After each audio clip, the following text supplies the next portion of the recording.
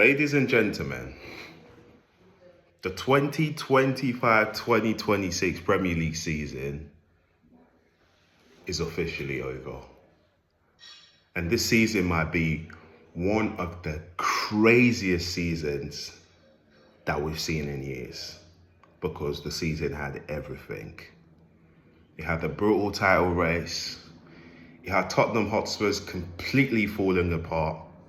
You had VAR causing controversies every single weekend. There was meltdown all over the timeline, all over social media, all over the news platforms. We had managers getting sacked left, right, and centre. And somehow the smaller clubs just kind of stopped being scared of the big teams. And honestly, every weekend kind of felt like chaos. And the craziest part about it is that no one ever really felt comfortable. Not Arsenal, not City, not Liverpool, and not even the teams fighting relegation. The season was what I would call pure pressure from the beginning to the end. And we need to talk about it. Now let's start with the title race, because for most of the season, it genuinely felt like Arsenal were going to do it. We're not talking about a young team with potential anymore. This was a team who had finished second 3 times in a row. They were looking like a serious title winning machine. Defensively, they were unbelievable. They were organised, they were aggressive, they were disciplined. And every single week, they just kept grinding teams down. They might not have played the most beautiful looking football that a lot of people wanted them to play, but they kept driving teams down. And for long stretches of the season, they looked comfortably the best team in England. And that is obvious when you look at the stats, showing that they spent 238 days, in first place. That was just amazing. But then at the end of the day, there was that nagging problem in the back of everyone's mind, that problem that everyone knew was coming. Man City. But somehow, Man City just could not push you over the line. They were very, very inconsistent. Every time we dropped points as Arsenal, they failed to take advantage.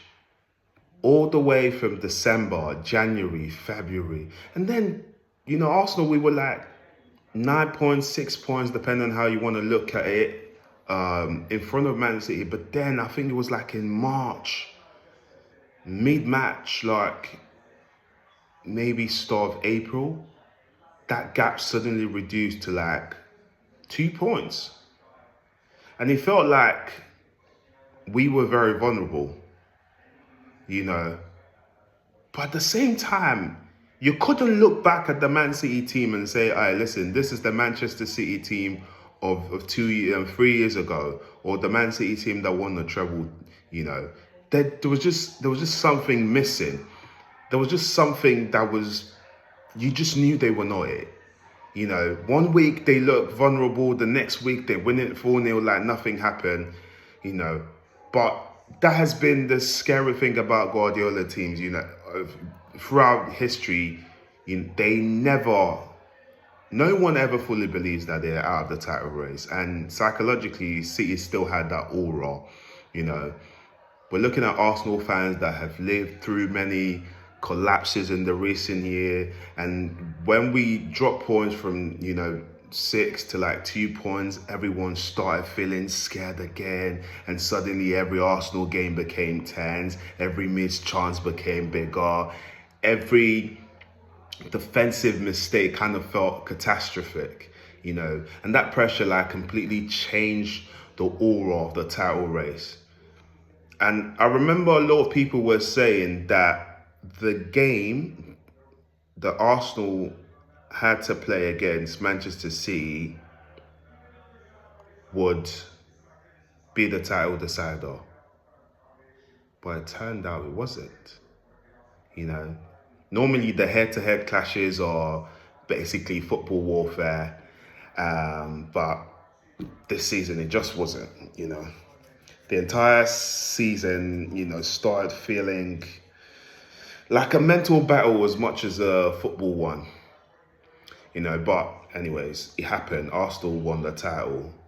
But while Arsenal and City were fighting for the title, we had our North London brothers, Tottenham, fighting for their lives. And I'm not even exaggerating. This season from Spurs needs to be studied, because how can you go from a team that's trying to break into the top four to looking completely broken, to fighting relegation in back-to-back seasons? Like, the defending was chaotic. Zero confidence from the Spurs players. And almost every week, the fans were turning on them. Social media absolutely cooked Tottenham this season. Every time Spurs lost, the memes got worse. And at some point, people genuinely started asking them if they were in the relegation battle. And honestly, this season, watching Tottenham felt like watching a car crash in slow motion. You knew they had the players for it, but at the same time, you knew something bad was coming. You just did not know how bad it would get. But here is what made the Premier League season different from a lot of previous years. The smaller clubs, we're talking about the Sunderlands, we're talking about the Crystal Palace, we're talking about Leeds. They stopped fearing the bigger teams. Seriously, like, mid-table teams were taking points off everyone. Bournemouth, who are playing in Europa League. Sunderland, who are playing in Europa League. Brighton, Brentford, Fulham, Crystal Palace. And there was just a crazy shit, because the teams were not just trying to survive anymore. They were genuinely competing, which made the league feel like unpredictable again. And I know a lot of people like to say, especially on Twitter, people saying, oh my God, Man City was getting 100-point season. Liverpool got 97 points and wasn't enough to win the league. But what you guys need to understand is that the more competitive the league is, the lower points you would actually need to win the league. Right? Brighton, Brentford, Bournemouth, Sunderland, these are not teams that you genuinely believe are going to make Europe, but they did. Chelsea finished in 10th position. Like, that's incredible. And that showed how important it was, to have such competition in the Premier League again. There were weeks in the Premier League where the difference between European football and the bottom half was tiny. So we can see that every single match mattered. One loss could completely destroy your momentum, and one win could completely change your story. And that pressure made the Premier League feel intense every single weekend. And then there was Liverpool. Finally seeing how difficult life can be without Jurgen Klopp.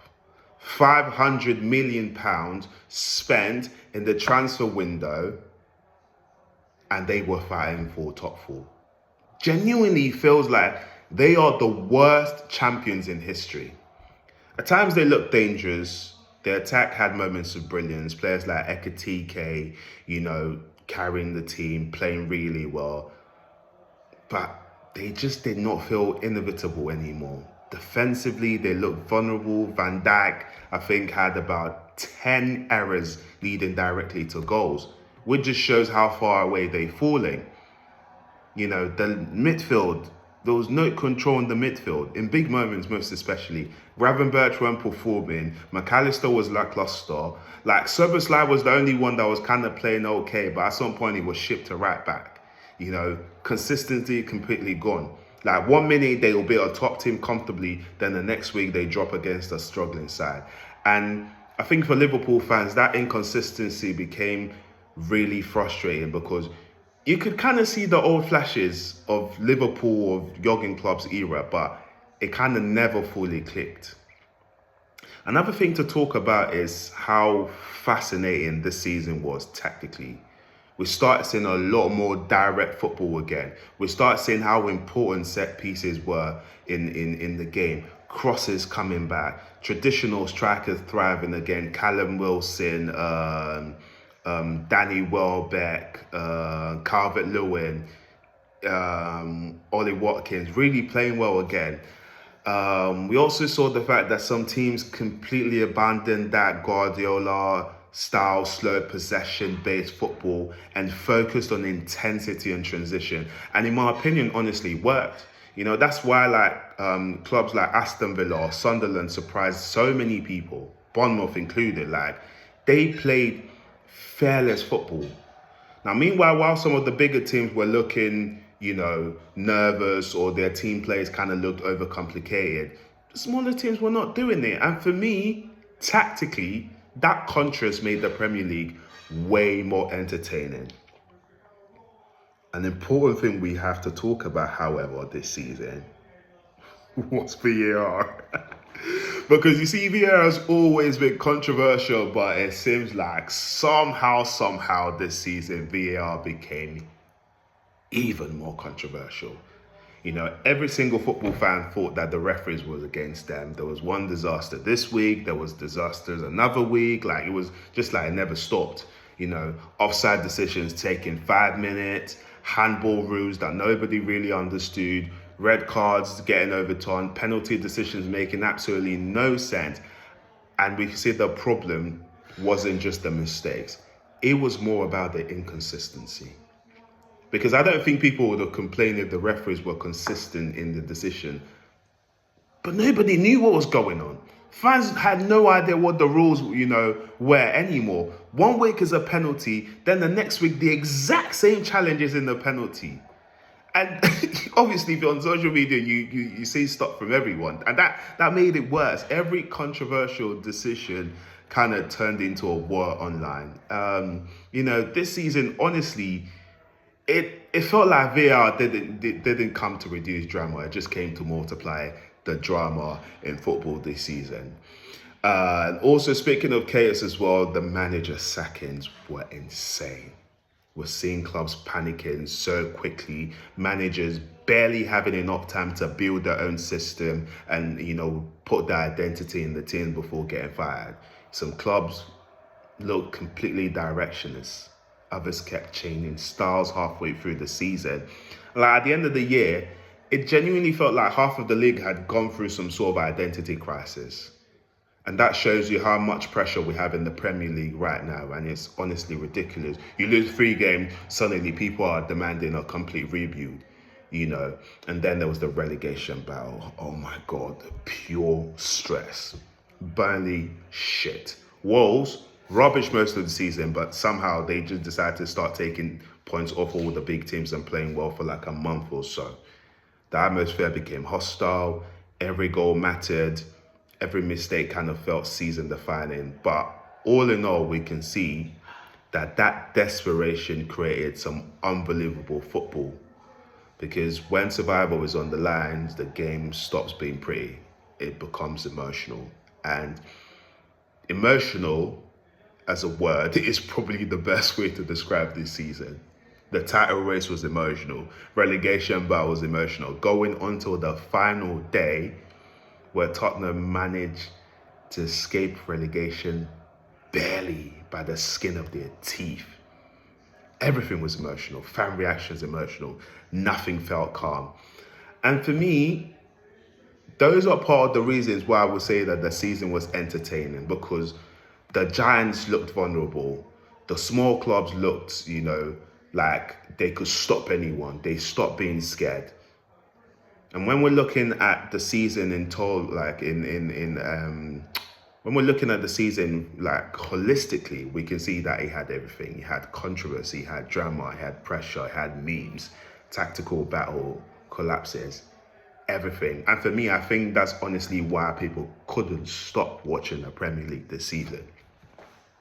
The banter was insane, And finally, the season has come to an end, and I'm thinking, what is next season going to look like?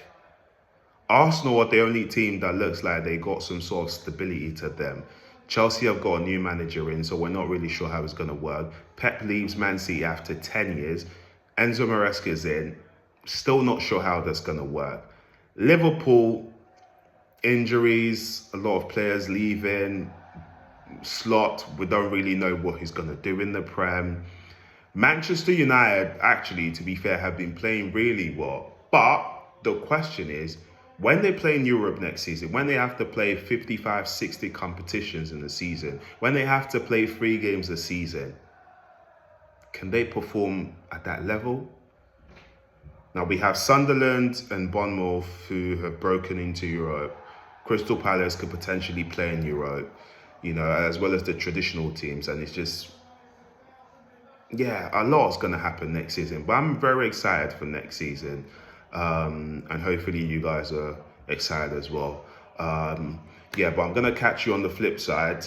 Let me know your thoughts. Let me know your comments, your reactions, whatever it is. And see you guys soon.